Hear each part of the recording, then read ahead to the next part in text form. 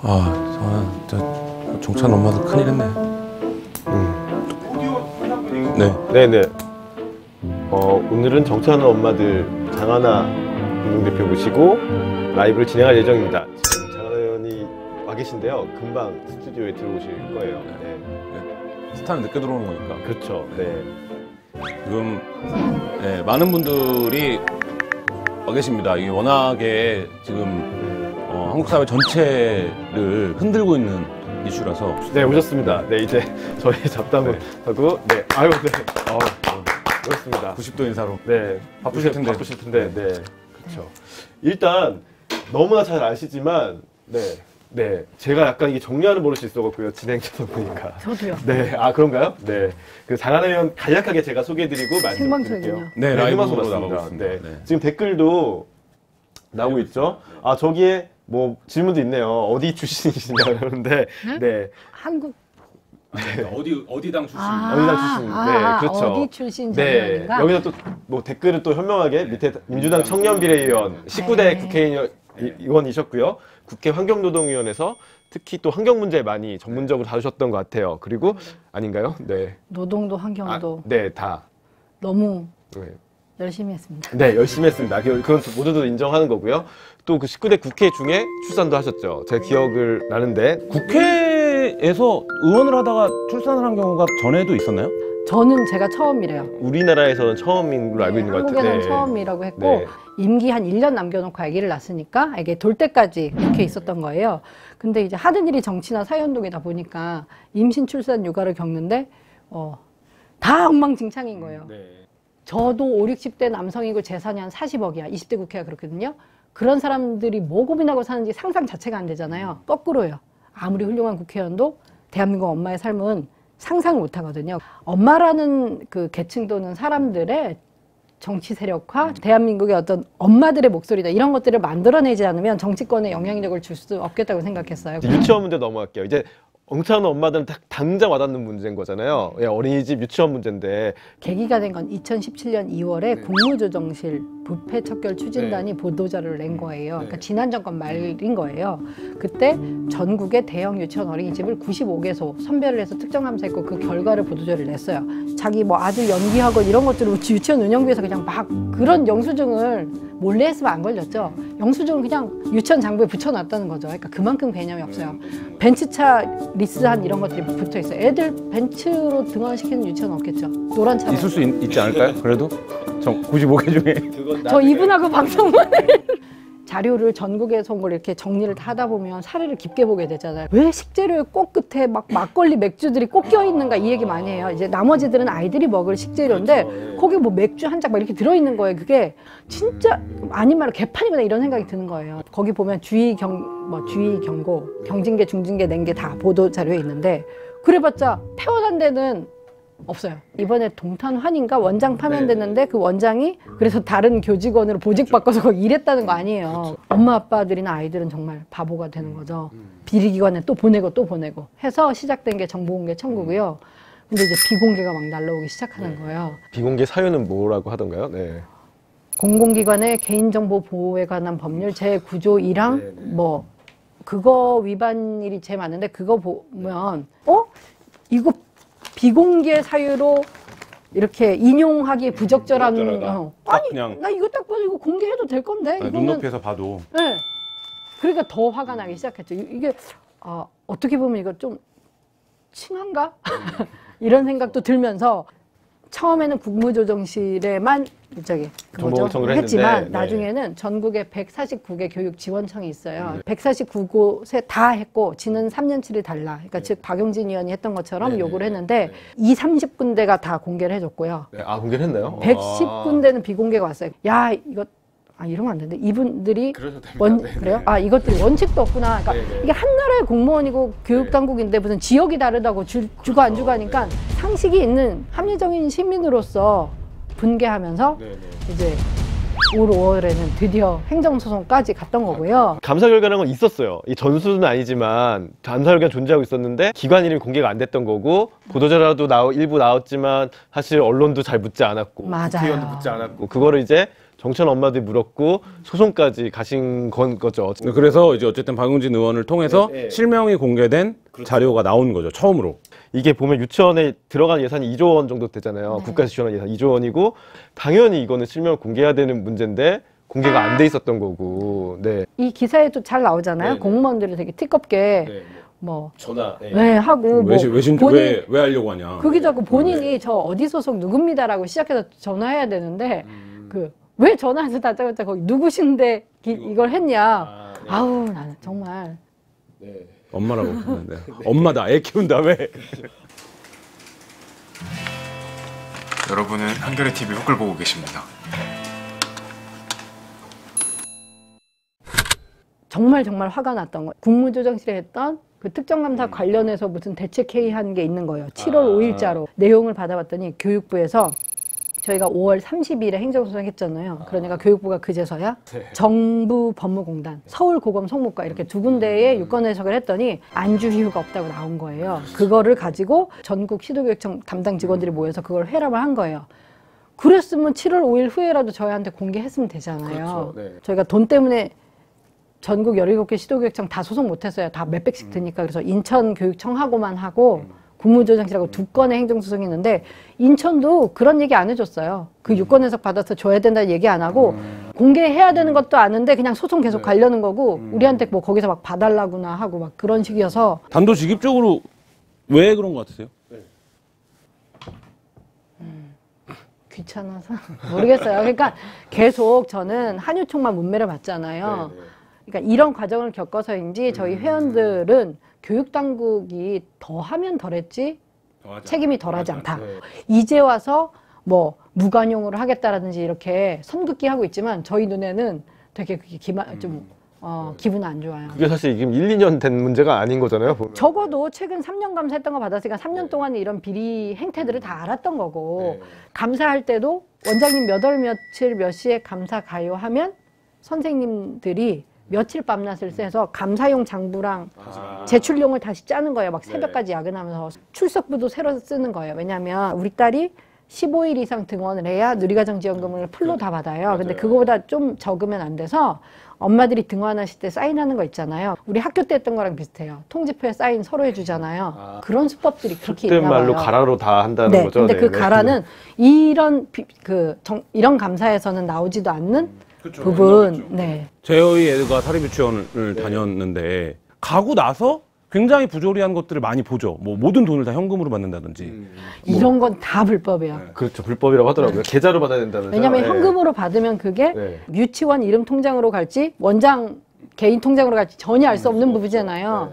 또 가물가물한 기억이긴 한데 현금 영수증을 발급해달라라고 요청을 한 적이 있어요. 그러니까 엄청 별난 취급을 해요. 그러니까 왜 그러시냐, 뭐 사업하시냐. 다들 그거에 문제 제기를 하지 않는데 나만 이제 막 그거를 하면 우리 애가 혹시 어떤 불이익을 당하지 않을까. 교육당국이 정말 이렇게 무능하거나 아니면 악의적이거나 유아교육이 이렇게 망가질 때까지 그러니까 저희가 믿을 거는 교육부가 잘 관리 감독하겠지 밖에 없는 거잖아요. 교육부도 뭐 사죄까지는 아니지만 교육부도 뭐 유감 표현이나 사고나 교육부도 좀 의견 이렇게 그런 게 한마디도 없고 막 잘못 없어가지고 그러니까 이게 너무 저는 근본적으로 교육 정책을 좀 바꿔야 되는 문제인 것 같은데 유치원이 내가 유아교육에 대단한 뜻을 품고 우리나라의 초석이 될 어린이들을 잘 교육해봐야겠다라고 생각하고 차리신 분들이 얼마나 있겠어요. 사실 이게 돈벌이에요. 그러니까 그 원장들도 돈벌인데 이게 어느 순간부터 학교 기능을 하고 있는 거잖아요. 거기서 발생하는 괴리들이 있는 것 같아요. 그럼 이게 학교 수준의 관리 감독, 자격 부여를 정부가 하든가 아니면 이것이 돈벌이 시설이다, 돈을 버는 시설이다 라는 거에 맞춰서 관리하 그러면 여기서 돈벌이 시설이라는 거에 관리는 그러면 정부 지원을 안 하면 되거든요. 유치원하고 초중고등학교, 대학교까지는 다 그냥 그 교육기본법에 있고 학교예요, 학교. 초중고등학교 사립들은 다 학교 법인이 하게끔 되어 있고 개인이 이렇게 사립학교 경영장가 이런 법 명칭이 있는데 그 유치원에만 존재하고 있는데 아까 말한 대로 법적 미비가 너무 많은 거예요. 학교라고 해놓고 너무 이렇게 관리가 안 되고 해서 모르겠어요. 아이들은 그 과정에서 뭐 간식 너무 조금 먹고 더 달라 그러면 구박받고 그 어린 나이에 그게 경험할 게 아니잖아요. 그런 것들이나 이제 더 심각해지면 이제 그 원장들이 아까처럼 어떤 유아교육에 대한 어떤 소명이나 철학이 없는 분들이 그냥 장사를 하시기 때문에 이제 원장에 의한 학대 이런 것들을 저희 많이 들어요. 하면 선생님들도 터치를 못하는 게 원장님이 우리 사장님이니까 감히 못해. 그냥 원장님들이 좀 저희 딸도 그런데 너무 활달하고 애들이 막 이렇게 뻗치는 애들 있잖아요. 그러면 원장실에 와라 그래가지고 한두 시간 서 있게 하면 이런 제보들을 많이 봤는데 원장실은 심지어 CCTV도 없고 또 그 상황에서 목격자라는 건 아이 당사자하고 교사들인데 교사들은 자기 그거 고용주니까 말 못하고 뭐 그런 얘기를 들으면 막 머리가 저는 정말 터질 것 같은 거예요. 우리 애들이라고 생각해 보세요. 10분도 그런데 대여섯 살짜리를 원장실에 한두 시간을 세워놓고 틱장에 온다고 해요. 하면 저는 그냥 그런 이유로라도 그냥 팍팍 패워내야 될 것 같고 이 엄마의 마음이 그렇잖아요. 어떻게 아이를 어린이집 다들 보내고 유치원 보내고 있지만 원장의 카리스마가 있잖아요. 그렇죠. 모든 시설에. 예. 그러니까 그래서 선생님들도 원장 선생님 눈치를 엄청 보고 뭐 참여 수업이나 이런 거를 가보면 사실 우리 애를 직접 대면해서 이제 케어하는 사람은 선생님인데 이 선생님들이 이제 말하자면 원장 선생님 눈치를 보거나 쩔쩔 매는 경우들을 보면 아 뭔가 불합리하다. 왜 저러지? 라고 생각은 하지만 거기서 손 들고 원장 선생님 왜 이렇게 수업에 개입하시나요? 이런 얘기를 못 하잖아요. 그러니까 이게 사립유치원이 1980년부터 만들어진 거잖아요. 전두환 정부에서 국가가 예산이 모자르니 그냥 민간에게 여러 가지 혜택과 특혜를 주면서 거기에 이순자 씨 얘기도 어디 나오더라고요. 중앙일보 기사에 보면. 최순실 씨도 그래서 유치원을 그렇죠. 했었죠. 정부 관료가 말렸다고 하더라고요. 이렇게 하면 관리가 안 된다. 근데 지금 양을 늘려야 되지 않겠냐 한마디로 추진이 됐다고 제가 한 건 아니고 중앙일보 기사에서 그런 게 언급이 돼 있더라고요. 그 와중에 최순실 씨도 유치원 사업에 뛰어든 거고 이런 식으로 돈벌이로 했는데 이건 또 교육기관처럼 대우를 받고 이게 교육기관도 아니고 돈벌이 하는 대상도 아니고 애매하게 그러니까 국가가 방기를 해놓은 거죠. 근데 이제 맞습니다. 여러분은 한겨레 TV 후보를 보고 계십니다. 저는 홈페이지도 깜짝 놀랐어요. 오늘 방송하기 전에 그런 보도자들이 막 나와 있더라고요. 그 공무원보다 우리가 더 깨끗해. 박용진은 가짜뉴스. 학부모 통신문에 이건 좌파들 특종이다. 아 도대체 유치원 비리가 좌파가 왜 나오는지 모르겠으나. 그러니까 좌파 국회의원과 좌파 시민단체가 했다고 하더라고요. 네네. 그러니까요. 근데 이거는 뭐 전혀 말도 안 되는 것들인데 이들이 왜 이렇게 대응하는지가 이해가 안 되고요. 정말 그냥 이익 집단이라서? 아니면 정말 그냥 상식이 없어서?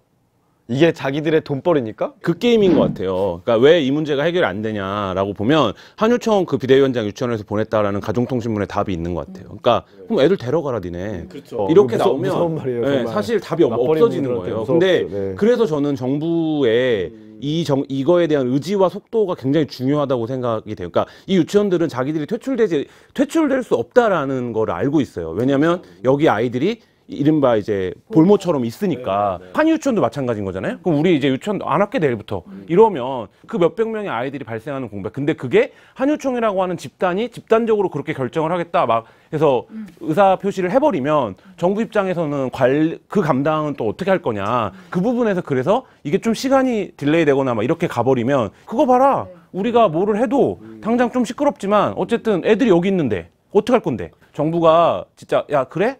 그러면 일단 니네 애들 다 다른 데로 우리가 분산 배치하고 뭐 이런 정도의 의지를 보여줘야.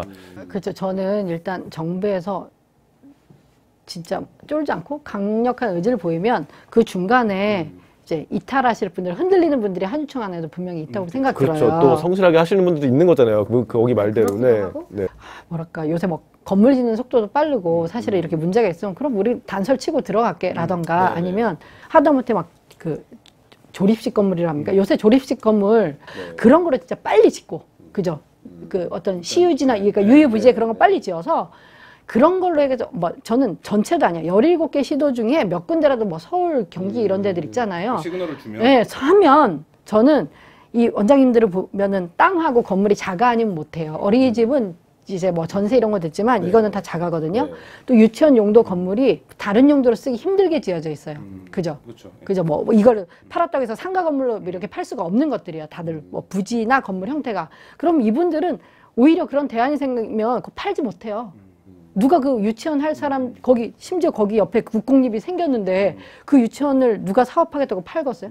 박용진 의원도 인터뷰 같은 데서 검단한다고 했잖아요. 그러니까 유치원 원장들이 지역에서 가지는 파워 때문에. 근데 그 어느 때보다 지금 여론이 이렇게 몰아세우고 있을 때 고해야 된다. 어쨌든 한유총과 정치권이나 교육당국이나 뭐 어떤 커넥션 이런 커넥션 뭐라- 카르텔이 있다. 카르텔? 네. 네.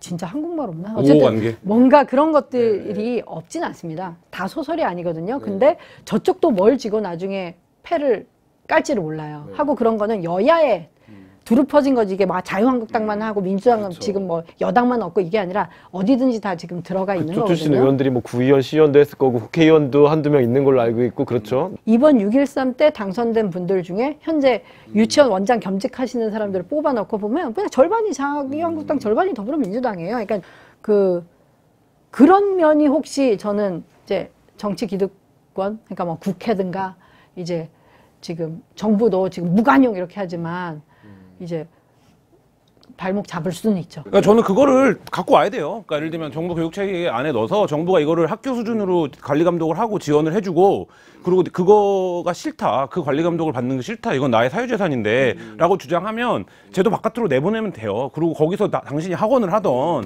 얼마를 하던 물론 뭐 거기서 그거를 자격 기준으로 어떻게 인정할 거냐 뭐 이런 부분들 근데 그거는 사실 정책적인 설계를 전문가들이 하면 오래 걸릴 일이 아니고 하면 좋을 것 같아요. 이게 정책 설계 플러스 사실 돈 드는 일이라 안 할 거고 아직까지도 제가 보기에는 정권이 바뀌었지만 그래도 이 정부 재정을 이렇게 뭐 땅 파서 뭐 짓고 길 넓히고 뚫고 뭐 이런 거에 쓰는 것들은 너무 과감하고 그게 그 뭐의 경제 발전 또는 사회 발전이라고 생각하는 분들이 다 또 기득권을 갖고 있어서 교육에 쓰는 거나 뭐 복지에 쓰는 거나 환경 이런 거 노동에 쓰는 돈은 버리는 돈이라 생각해 아까워하고 10만 원이면 될 걸 지금 그거를 풀어놨더니 엄마들이 막 그 100만 원을 더 쏘여다내고 있는 거예요. 그죠? 그런 상황이라 아, 이번엔 좀 돈 안 들이고 하려는 이런 하지 말았으면 좋겠습니다. 마지막으로 정치하는 업무는 홍보하셔도 좋고요. 페이스북 페이지도 있고 회원가입 방법도 있을 거고 아니면은 뭐 하고 싶은 말 있으시면 여기 어쨌든 여러분들 보실 테니까요. 네. 하여튼 정말 한겨레 신문 토요판이 이제 요람이 돼서 만들어진 시민단체 아마 한겨레 역사에 그런 단체가 있을지도 전 모르겠어요. 설마 어느 시민단체가 작정하고 칼럼을 써서 여기서 제가 2회 정도 연재차에는 그걸 써요. 이제 4월 22일에 제가 그냥 장소 이렇게 대관해서 일 테니까 한번 같이 이거 맞아요. 해볼 맞아요. 분들은 네. 오세요라고 해서 정말 시작된 거예요. 그날 30명이 모였고 이렇게 온 거고요. 아, 이건 좀 너무 한겨레 토요판을 보던 사람들이 이제 재밌죠. 근데 그러네요. 한겨레 토요판 만세. 네네. 이런 일들이 이제 우연히 겹쳐서 이렇게 발생되는데 그랬고 저희도 또 뭐 이게 지금 어떤 결론이 난 게 아니라 명단 공개된 건데 저희는 아마 이 언론에서의 관심과 뜨거운 게 다 꺼졌을 때 하고 또 정부에서 종합대책 따닥 지금 25일 날 낸다잖아요. 보통 모든 사회 문제가 그렇게 딱 하고 나면 관심이 딱 빠지고 뭔가 됐나 보다 하고 그러게 됩니다. 가습기 살균제도 제가 막 5년, 6년 이렇게 했었는데 처음에 김황식 총리가 이명박 때 이런 문제가 알고 보니 뭐더라 이제 조치하겠다라고 뉴스 나고 빡 다 꺼졌어요. 하지만 그분들이 그 후에 정말 처절하게 싸운 거거든요. 계속 1인 시하시고 네, 그래서 그랬죠. 뭐 제가 이 걱정하면 다들 설마 이번엔 안 그랬지라고 주변에서 해주시는데 그래도 저희들은 엄마들은 묵묵하게 계속 해나갈 것이고 이제 언론에서도 그런 꾸준한 관심을 정말 부탁드릴게요 하고 또 뉴스가 이렇게 비리 터진 이런 뉴스는 너무 재밌지만 뭐 제도가 어쩌니 뭐가 회계 어쩌니 이런 것들은 뉴스 재미없고 보는 분들도 이러긴 한데 그래도 해주셔야 합니다 진짜로. 저희한테 당부를 해주셨네요. 아니 진짜 혼자 해보면 안 돼. 다 같이 해는 거예요 하고 다 같이. 아빠들이시라며요. 하고 그렇죠. 정찬 엄마들 회원가입도 다 같이 해주시고. 회원가입도 하고 또 여기 보시는 분들도 꾸준히 관심 가져주세요. 정치하는 엄마들 활동과 비리 유치원 앞으로의 문제들 꾸준히 관심 가져주셨으면 좋겠습니다. 회원가입은 그냥 지금 뭘 할 수 없는데 그냥 이렇게 포털 사이트에서 정치하는 엄마들 쳐보시면 뭐 카페가 소개되기도 하거든요. 그럼 거기 가시면 이제 회원가입하는 방법도 있고요. 그거 보시면 될 겁니다. 아니, 일시 후원도 너무 처절해. 정치하는 엄마들을 꼭 한번 검색해서 널리 알려주시. 네.